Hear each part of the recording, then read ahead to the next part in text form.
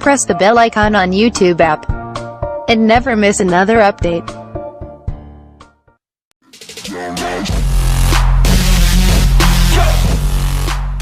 Alright दोस्तों, आज हम लोग बात करने वाले हैं royal Enfield interceptor 650cc bike. इसका ओनरशिप रिव्यू लेंगे और इसके ओनर हैं संदीप, जो अंग्रेजी वीलॉग यूट्यूब चैनल के ओनर हैं। तो चलिए उनसे बात करते हैं और देखते हैं इसके पॉजिटिव और नेगेटिव साइड्स।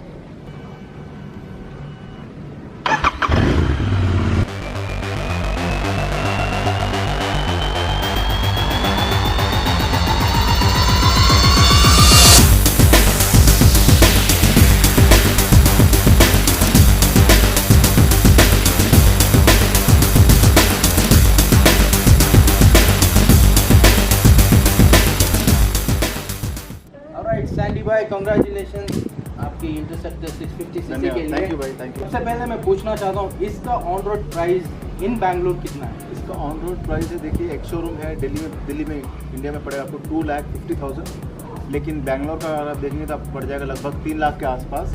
लेकिन अभी जब मैंने लिया था 3 लाख था। अभी मेरे ख्याल से यही मॉडल के लिए सिल्वर स्पेक्टर बोलते हैं इसको। इसमें 4 मॉडल हैं, सिल्वर स्पेक्टर, बेकर एक्सप्रेस और रैविशिंग रेड, और हाईएस्ट है क्रोम बोल के, वो आपको पड़ेगा 25,000, 3,25,000 था। हालांकि सेम है, इंटरसेप्टर में 4-5 मॉडल है, कलर कॉम्बिनेशन डिफरेंट है। That is much more glossy आपको जो क्रोम वाला, but that is 20,000 rupees extra those days. अभी मेरे ख्याल से प्राइस थोड़ा बढ़ गया होगा, क्योंकि एज यू नो व्हीकल का प्राइस हमेशा कम होता नहीं, बढ़ता जाता है। सो इसके लिए मेरे ख्याल से अभी 5 या 10 हज़ार का लगभग बढ़ चुका होगा, मेरा ये मानना है। या तो ऑन रोड प्राइस बैंगलोर में कितना था इसका? इसका प्राइस था 299, ऑलमोस्ट 3 लाख। 3 लाख रुपीज़ इस बाइक का प्राइस है ऑन रोड, और वो भी 650cc आपको 3 लाख में मिल रही है। इसके साथ साथ कॉन्टिनेंटल GT 650 भी लॉन्च हुआ था। आपने इस बाइक को क्यों चूज़ किया था? इस बाइक को इसलिए चूज़ किया कि देखिए कॉन्टिनेंटल GT जो है वो कैफे रेसर माना जाता है। अगर आप देखेंगे उसका जो राइडिंग पॉस्चर है, it is more lean, so which means you have to bend. It's a cafe racer, it's like for a short city ride cafe racing है। अभी आप 70 के ज़माना देखेंगे तो रॉयल एनफील्ड में कॉन्टिनेंटल बोल के मॉडल था, तो उसको कैफे रेसर माना जाता था। Same model they have continued now. इससे पहले 500cc का आता था रॉयल एनफील्ड में, वो है आपको 500cc का कॉन्टिनेंटल GT। ये सेम, हालांकि मॉडल सेम है, जस्ट 650cc इंजन डाल के सेम इंजन, डिफरेंट नेम बोल के इंजन थोड़ा अपराइट उसको, ये अपराइट, ये थोड़ा अग्रेसिव पोजीशन दिया गया है उसमें। वो लीन है, this is upright posture, this actually this is for long distance touring. वो लॉन्ग डिस्टेंस टूरिंग नहीं है, that only cafe racer, short ride. So अगर आप देखेंगे ज़्यादातर sale in terms of sales, very few people, let's say 100% में आपको एक लगभग 20% लोगों ने लिया होगा, but 80% across India interceptor in last 1.5 year has changed the Royal Enfield's history, has changed the entire the way people used to think about Royal Enfield। बोलते थे कि भैया रॉयल एनफील्ड ऐसा है, हाथी है, ये है, बहुत सारा फलाना इनका ऐड आया था। पॉजिटिव साइड में अच्छा ग्रोथ हुआ है, बहुत अच्छा हुआ है। Nobody ever thought that something like this Royal Enfield could come one day, 650cc, zero vibrations। That's one thing, because everyone thought, people लोगों ने सोचा कि रॉयल एनफील्ड है, हाथी जैसे चलेगा, कैसे बनाएंगे ये लोग पैलेट विंड। फाइनली लाया zero vibration, and I tell you, अगर आप मेरी माने तो ये वन ऑफ द बेस्ट गाड़ी है। इसका इंजन तो बड़ा स्मूथ है, इतनी तेज़ भागती है। पैलेट विन 600cc की 650cc गाड़ी आपको इस रेंज में कहीं पे भी नहीं मिलेगा। अगर आप देखिए बेनेली हो गया और निंजा हो गया, कावासाकी, वो सब के बेस मॉडल ही आपको पड़ेंगे 4 लाख 5 लाख के आसपास। जो 300cc का मॉडल है, 300cc 4 लाख के आसपास है, तो आप सोचिए इसमें मिल रहा है one of the best hot selling के पीपल कैन अफोर्ड। जिनके लिए डिस्टेंट ड्रीम था पैलेट में अफोर्ड करना 600cc का, उनके लिए 3 लाख में it has made dream come true. जैसा आप देख रहे होंगे बैंगलोर कितना हॉट सेल हो चुका है। मैंने 6 महीना वेट किया, अभी आप तुरंत मिल रहा है। तो 6 मंथ बुकिंग के लिए, बुकिंग करने के बाद 6 मंथ मैंने वेट किया। यस, ठीक है। आपने मेंशन किया था हाथी, तो मैं आपसे उसी के बारे में डिस्कस करता हूँ। बहुत लोग बोलते हैं कि रॉयल एनफील्ड बाइक्स काफ़ी हैवी होते हैं, तो आप मेरे ख्याल से 5'7" हाइट होगा आपका, और वेट, आपका वेट कितना होगा? वेट लगभग 80 किलो। तो आपको कैसा लगता है इस बाइक का वेट, हैंडलिंग करते इस टाइम पे, चलाते इस टाइम पे, हैंडलिंग देखिए कैसे लगता है आपको? ये गाड़ी 200 किलो के आसपास है, 200 के ऊपर है, 202 kilo dry, it is 2 kilometre, 2 kg something of course. लेकिन क्या होता है, it is on the heavier side, it is on the heavier side. अगर आप बुलेट तो एनीवे 170-190 के आसपास था, तो ये उससे थोड़ा ज़्यादा है। तो of course what happen is you forget about, I mean weight इतना ज़्यादा है कि आप सिर्फ गाड़ी में पेट्रोल होना चाहिए, तभी आप भगा पाएंगे.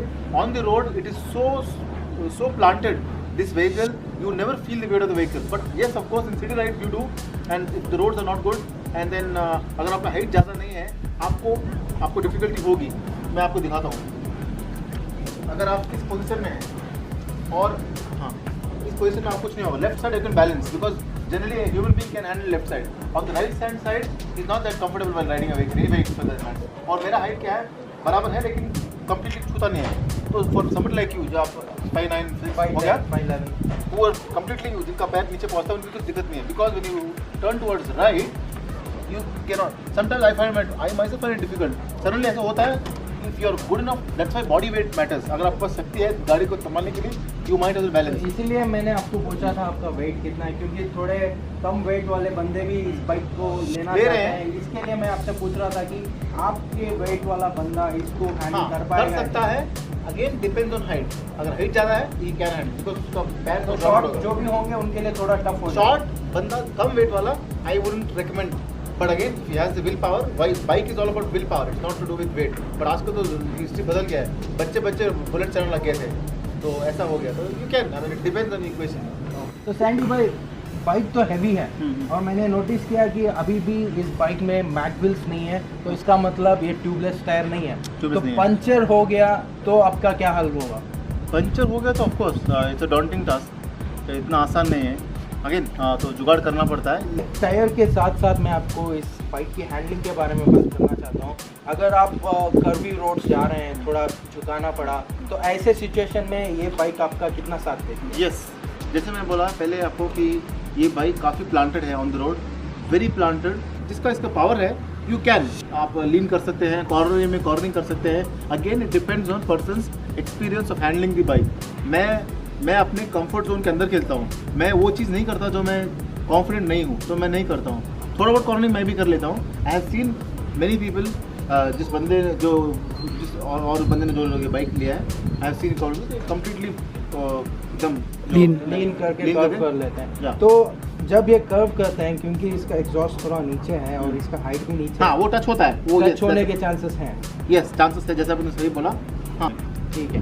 तो अब आते हैं सबसे इम्पोर्टेंट सवाल का, इस बाइक का माइलेज कितना? माइलेज देखिए, मुझे शुरू में 20 दे रहा था, लेकिन लीटर 20 किलोमीटर 20-22 दे रहा था. ओके. लेकिन अभी मुझे लगता है 18 की 20 दे रहा है.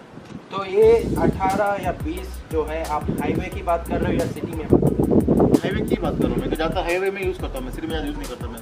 ओके. तो हाईवे में 1 लीटर पे 18 से 20 किलोमीटर तक ये बाइक माइलेज देती है, जो कि अच्छी बात है क्योंकि 650 सीसी बाइक है.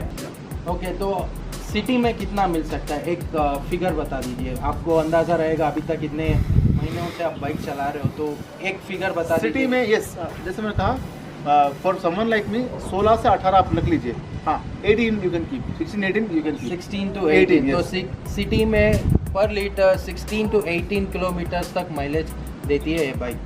संदीप भाई, इसके मेंटेनेंस के बारे में बात करते हैं. आपका फर्स्ट सर्विस हो गया होगा, तो फर्स्ट सर्विस आपको कितना कॉस्ट पड़ा? देखिए, फर्स्ट सर्विस में मुझे आया था 2700 के आसपास, क्योंकि इसका फुल ऑयल चेंज किया गया था फर्स्ट सर्विस में. तो ऑयल इटसेल्फ आपको पड़ेगा 2000, सिंथेटिक ऑयल जो है. तो वो पैरेलल के जो 600 सीसी गाड़ी आता है उसके लिए लेबर चार्जेस फ्री रहेंगे, सिर्फ ऑयल चेंज के लिए. हाँ, वॉशिंग का, पॉलिशिंग, चेन क्लीनिंग का आपको 2700 रुपये पड़ा था. तो सेकंड सर्विस मैंने रिसेंटली कंप्लीट किया. उसमें मुझे ऑयल चेंज नहीं था, क्योंकि एक बार ऑयल डालेंगे तो 10,000 किलोमीटर से ऊपर आता है वो. तो ऑयल चेंज नहीं किया इस बार, तो मुझे सर्विस कॉस्ट 1000 रुपये आया. 1000 रुपये आया. ओके. तो सेकेंड सर्विस में इन्होंने ऑयल चेंज नहीं करवाया, तो इसलिए उनको सिर्फ 1000 रुपीज़ आया. तो इससे आपको पता चल जाता है, अगर आप ये बाइक प्लान कर रहे हो तो इसका मेंटेनेंस कितना. अगर फ्री सर्विस के बाद के बारे में बात करेंगे, अगर मेंटेनेंस इसका कितना हो सकता है free service? Maintenance again depend. अगर वेरिएंट नहीं है गाड़ी में, जैसे कि मैंने बोला, इस गाड़ी का पार्ट जब तक, देखिए, जितनी बड़ी गाड़ी उतनी बड़ी उसका एक्सपेंस भी होता है इन terms of cost, parts of the bike. इसका जो पार्ट्स है हो गया, जैसे कि ब्रेक पैड हो गया, वो तकरीबन 2-3 हज़ार के आसपास है.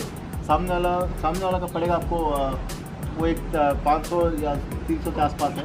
मैंने ऑलरेडी वेरिएंट हुआ था, मैंने चेंज किया है उसको, तो उतना है. Like I said, depends on part. अगर आप गाड़ी खूबसूरत मक्खन कंडीशन में है, कुछ चेंज करने की ज़रूरत नहीं है, आपको 2-3 हज़ार के अंदर हो जाना चाहिए, same as regular Royal Enfield.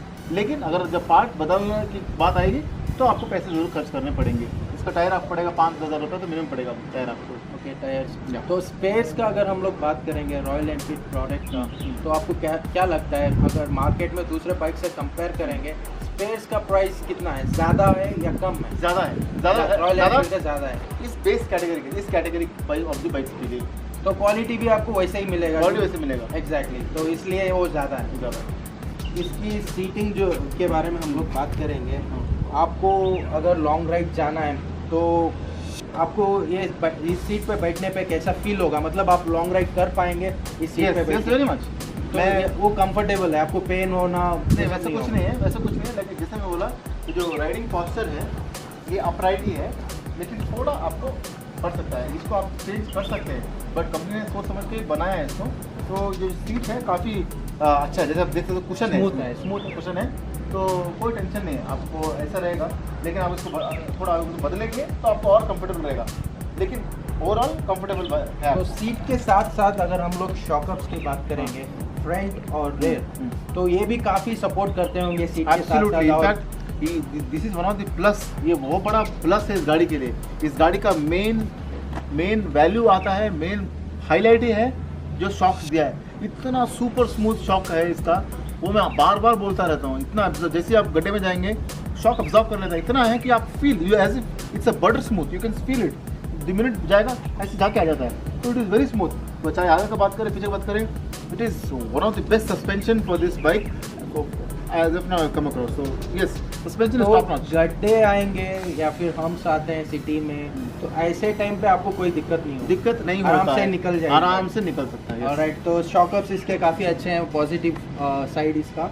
के बाइक का ब्रेकिंग के बारे में डिस्कस करते हैं। फ्रंट में डिस्क ब्रेक है और रेयर में भी डिस्क ब्रेक है, तो आपको ये कितना कॉन्फिडेंस देता है अगर आप हाईवे पे हैं या सडन से आपको ब्रेक डालना है? क्या इसमें ABS भी अवेलेबल है? यस, फ्रंट में आपको बॉश का ABS है। सिर्फ फ्रंट में ABS है, बैक में नॉर्मल है। ओके, बट लाइक मैंने बोला, जैसे मैं बोला इसका प्लस पॉइंट है सस्पेंशन, उसी तरह से गाड़ी का एक और प्लस पॉइंट है braking, one of the best braking. Alright, तो आपके हिसाब से ब्रेकिंग इस बाइक में अच्छी है क्योंकि दोनों डिस्क है और प्लस फ्रंट में ABS है, तो आपको कॉन्फिडेंस देता है हाईवे पे तुरंत तुरंत। यस, ओके, तो ऐसा कोई इंसिडेंट आ गया तो भी आप कंट्रोल कर सकते हैं। Okay, that's a positive side of this bike. Next बात करते हैं संदीप भाई इसके लाइटिंग के बारे में, क्योंकि यहाँ पर देख सकता हूँ मैं पुराना टाइप का अभी भी हेडलाइट दिया है, LED हेडलाइट नहीं है। तो आपके हिसाब से ये आप रात में कहीं लॉन्ग राइड जा रहे हो तो आपको ये कितना कॉन्फिडेंस देता है रोड पे ये चलाने के लिए? ये one of the down side है इस बाइक का ऑनेस्टली। जैसे आपने बोला कि आजकल हर एक बाइक LED दे रहे हैं, तो I know what stop royal Enfield सब कुछ दे दिया, ऐसा लगता है नए घर में पुराना डोर डाल दिया गया हो। तो उन्होंने पता नहीं क्यों ऐसा, तो ऐसा तो नहीं कि क्योंकि अगर LED दे देंगे तो इस बाइक का लुक खराब हो जाएगा, या इसीलिए उन्होंने ऐसा वाला लाइट दिया है? नहीं, मुझे वो पता नहीं क्या है उनका थिंकिंग इंजीनियरिंग टीम का, लेकिन मेरे ख्याल से आजकल स्टैंडर्ड हो गया LED बल्ब देना, तो देना चाहिए, क्योंकि आजकल वो हर एक गाड़ी में आप देख रहे हैं वो स्टैंडर्ड बन गया। एक्टिवा में भी आजकल दे रहे हैं, तो इसमें नहीं दिया है, उसमें आजकल ओल्ड स्कूल मेथड का बल्ब यूज़ किया गया है। इसका नेगेटिव साइड है इसका हेडलाइट, क्योंकि उतना आपको कॉन्फिडेंस हाँ, रात को आपको तो लेस प्रॉब्लम होता है। अगर आप इसको अपग्रेड करते हो LED बल्ब के साथ, वो पॉसिबल है क्या इस बाइक में? कर सकते हैं आफ्टर मार्केट तो कुछ भी कर या फिर फॉग लैंप इंस्टॉल करवा सकते हैं? ऐसा कोई आपका प्लान है कि फॉग लैंप डलवाना है? अभी तो नहीं, अभी तो वैसे भी मैं ज़्यादा कहीं जा नहीं रहा हूँ, रात में कहीं जाता भी नहीं हूँ, तो अभी मुझे ज़रूरत नहीं है, बट फ्यूचर ऑफकोर्स मैं इसको ज़रूर बदलूँगा। कंपनी ने दिया नहीं है तो ऑफकोर्स मैं उसको करना ही है, क्योंकि अपग्रेड करोगे ताकि आपको रात में हाँ कहीं जाने से। Yes, I want it. Sandeep भाई, इस बाइक का अगर हम लोग पिलियन का एक्सपीरियंस पूछेंगे तो कैसा है? पिलियन इस बाइक पे अगर बैठ रहा है तो वो कंफर्टेबल है बैठ के लॉन्ग राइड करने के लिए? नो, ये one of the down side of this bike, इसलिए अनकंफर्टेबल लगेगा क्योंकि लॉन्ग में आपको बहुत पैर दर्द होगा, स्पेशली फॉर टॉल पीपल, क्योंकि जिस तरह बाइक का एग्जॉस्ट दिया गया काफ़ी बड़ा है और ऊपर की तरफ आ रहा है, और फुट पे पोजीशन में गलत दिया है। ये one of the down side है रॉयल एनफील्ड इंजीनियरिंग टीम का। इस फुट पे यहाँ पे होना था, इधर आगे होना चाहिए। Ideally that would have made sense. तो उसीलिए क्या होता है, जैसे आपका पैर पीछे की तरफ जा रहा है, Yes. सो आइडियली आपको लॉन्ग राइड में पीछे जो बंदा हाइट वाला बंदा उसको जरूर प्रॉब्लम होगा, he will not find it comfortable, that's it. सही है, मतलब आगे रखने से थोड़ा कंफर्टेबल फील हो रहा है, ऐसे करने से मतलब हाँ, पैर पीछे यहाँ पर मेरे काफ मसल्स में थोड़ा पेन फील हो रहा है Yes, मेरे को, yes. क्योंकि मेरे काफ मसल्स बड़े हैं, तो लॉन्ग राइड में शायद मुझे काफ़ी दर्द जरूर लगेगा। होगा, ये मेरा खुद मानना है। ऑलराइट दोस्तों, आपने सुना ओनरशिप रिव्यू संदीप भाई से, और इन्होंने पॉजिटिव और नेगेटिव साइड दोनों इस बाइक की बताई। आखिर में मैं एक आखिरी सवाल पूछना चाहता हूँ, संदीप भाई क्या आप रेकमेंड करते हो आपके दोस्तों या फैमिली या हमारे व्यूवर्स को इस बाइक को ख़रीदने के लिए, क्योंकि इसमें पॉजिटिव और नेगेटिव दोनों हैं, तो आप फाइनल क्या डिसीजन लेते हो कि इसको रेकमेंड करना है या नहीं? 10 आउट ऑफ 10 मैं रेकमेंड करूँगा।